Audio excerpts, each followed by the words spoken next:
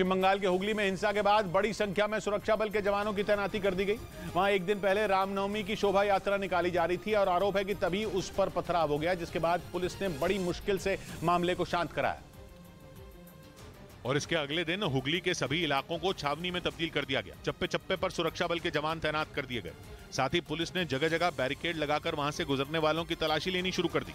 वहीं जिस इलाके में एक दिन पहले हिंसा भड़की थी, उसके साथ कुछ दूसरे इलाकों में भी धारा 144 लागू कर दी गई। कुछ इलाके ऐसे हैं रिश्रा के जहां पर इंटरनेट सेवाओं को बंद कर दिया गया है। एक दिन पहले हुगली के रिश्रा इलाके में रामनवमी की शोभा यात्रा के दौरान बवाल मच गया। आरोप है कि कुछ लोगों ने शोभा यात्रा पर पथराव किया, जिसके बाद वहां दो समुदायों के बीच झड़प हो गई और साथ ही कई दुकानों को आग के हवाले कर दिया गया।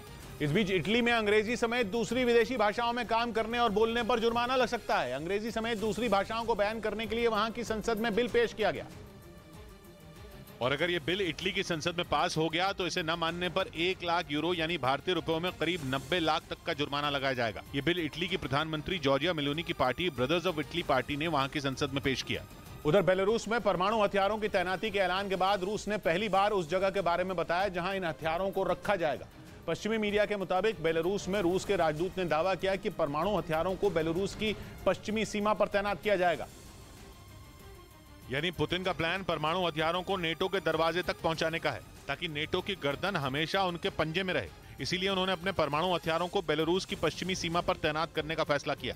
ये दावा किसी और ने नहीं बल्कि बेलारूस में रूस के राजदूत ने किया, जिनके मुताबिक बेलारूस की पश्चिमी सीमा पर परमाणु हथियारों की तैनाती की तैयारी भी शुरू हो चुकी है। बेलारूस पश्चिम में नेटो देश पोलैंड के साथ सीमा साझा करता है, जबकि उत्तर में उसकी सीमा लिथुआनिया और लातविया से लगी है। ये दोनों भी नेटो के सदस्य देश हैं।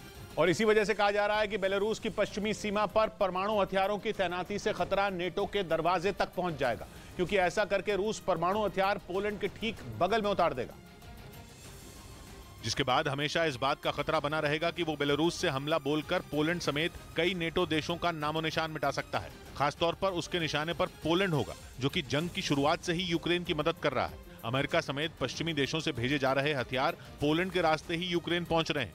इतना ही नहीं, पोलैंड ही वो पहला नेटो देश है जिसने यूक्रेन को पहला MiG-29 लड़ाकू विमान देने का ऐलान किया है।